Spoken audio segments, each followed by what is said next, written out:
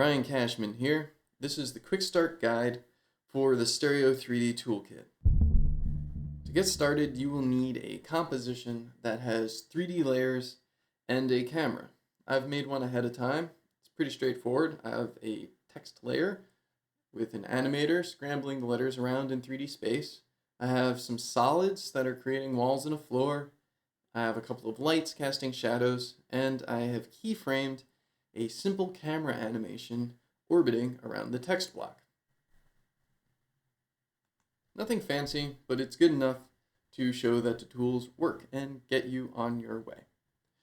So what you need to do is select the composition in the project window, select the camera that you wish to make your 3D camera in the timeline, and press New S3D. This will create your initial stereoscopic workflow. You now have a left channel, a right channel, and a S3D comp. This is your master composition for the scene. It has all of your stereoscopic controls as well as your master camera. Any changes that you make to this master camera will affect all of the other cameras in your stereoscopic workflow. So if you want to adjust your camera animation, simply move your master S3D camera and all of your other 3D cameras will adjust.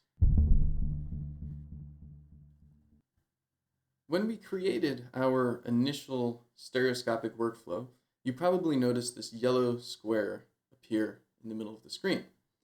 What this is your zero parallax locator. It is a 3D solid in your composition that represents where the viewing screen will be.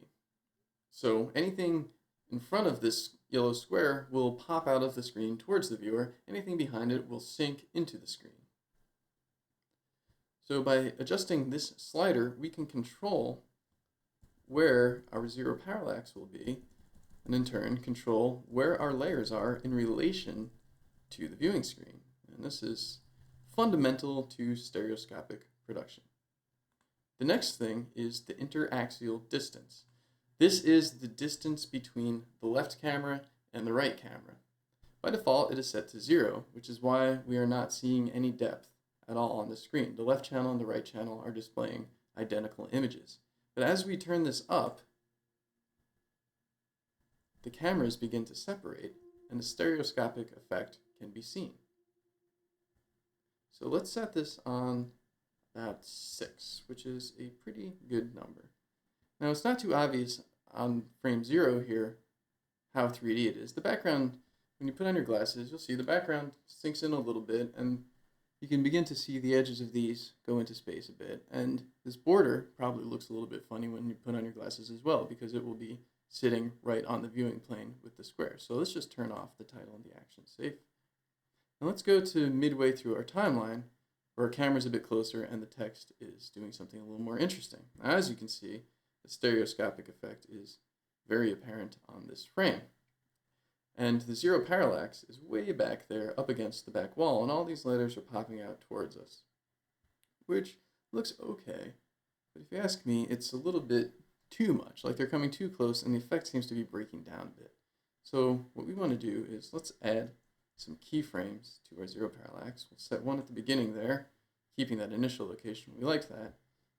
And for this one, let's cut this in half and see how that looks. Hey, there we go. Now everything's sinking back into the screen. That's actually a bit much. Let's turn it up to like 750. 800. Looking good.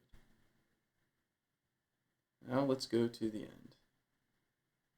And actually, that's looking pretty cool too, but we could probably push that a little farther. Let's try 1,000.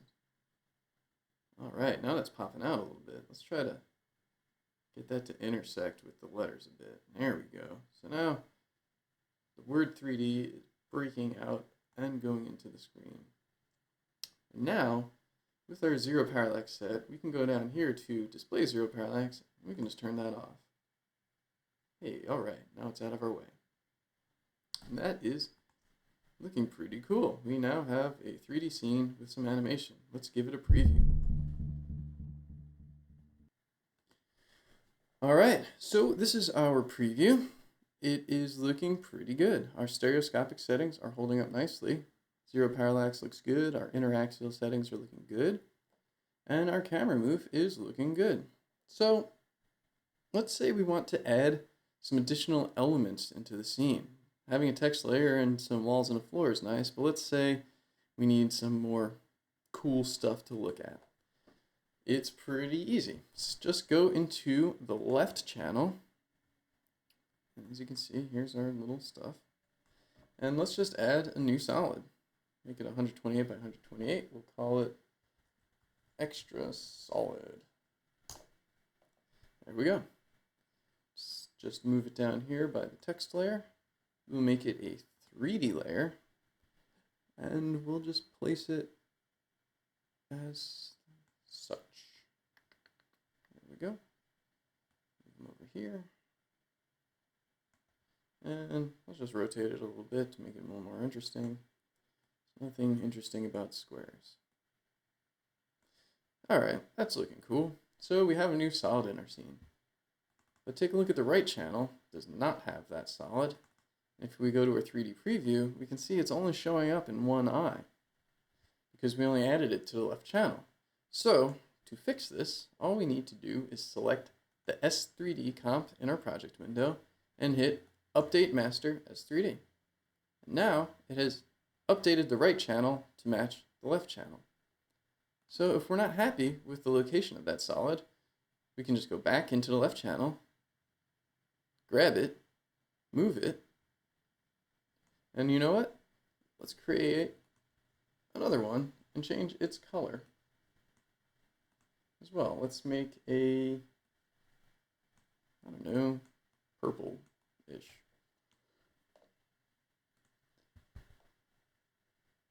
That's looking cool. And we'll move this one over here and, you know, scale it up, give it a little rotate, a little more rotate. Look at that, fancy squares. So cool.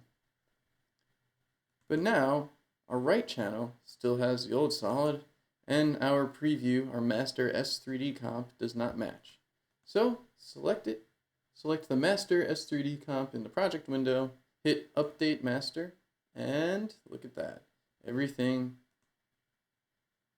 matches yet again. So you can continue to add as many layers and objects as you like into your left channel, and then when it's looking the way you like it, simply go back to your S3D and hit Update Master, and it will rebuild the right channel and update your preview.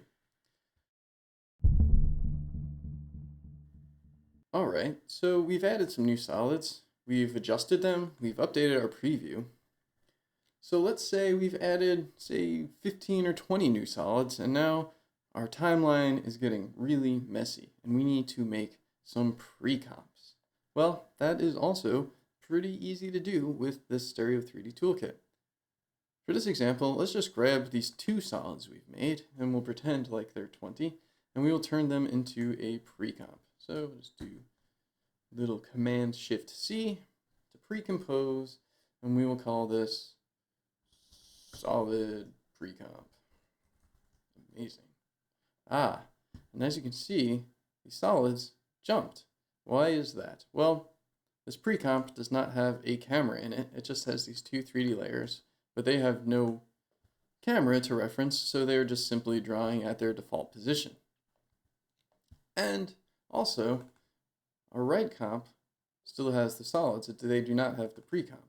So what we need to do first is turn this solid pre-comp, we need to add it to our Stereo 3D workflow. And to do that, we select it in the project window, then we select our master comp, in this case, Stereo 3D Demo, S3D, and we press Comp S3D.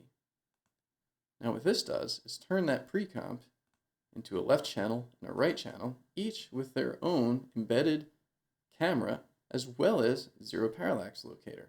So as you work on your pre-composition, you will always know where the screen is. Even if you go back to your master S3D comp and adjust your stereoscopic settings and move your zero parallax around, let's say at this frame, let's turn that back on so we can see it. In this frame, let's push it way back just for this example. Now, when we go into this new comp, it matches, as well as this comp, as well as this, as well as this. They're all tied to the master. So we can just undo that. So here we go. But as you can see, our right comp still has the old solids. So to update that, we just update master S3D.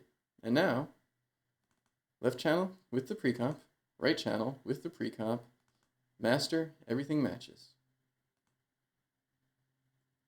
And you can do this indefinitely. So as you add groups of layers, you just simply pre-comp them, select the comp, select the master, comp 3D, it will build your flow, it'll build your workflow, and then simply refresh the master, and everything will be up to date. This is our preview so far with our pre-comped solids. So these two solids are in a pre-composition together. As you can see, everything is tracking properly. However, this solid is actually sitting in front of the text in 3D space, but it is being rendered behind it, which creates a very strange effect. And this is because the pre-comp with the two solids is sitting behind the text layer in the left channel and also the right channel. So if we want this to look proper, what we should actually do is duplicate that, bring it on top of the text, and then what we can do is just draw a little mask around the right side to isolate it. And then let's just make sure that looks good across our whole timeline. So go to the beginning here. Looking all right. Get to the midpoint. Looking all right. Get to the end. Okay, cool. So now that actually renders where it should. But if you'll notice, again, the right channel is out of date and the preview is not matching. So we just hit update master 3D and everything is back where it should be.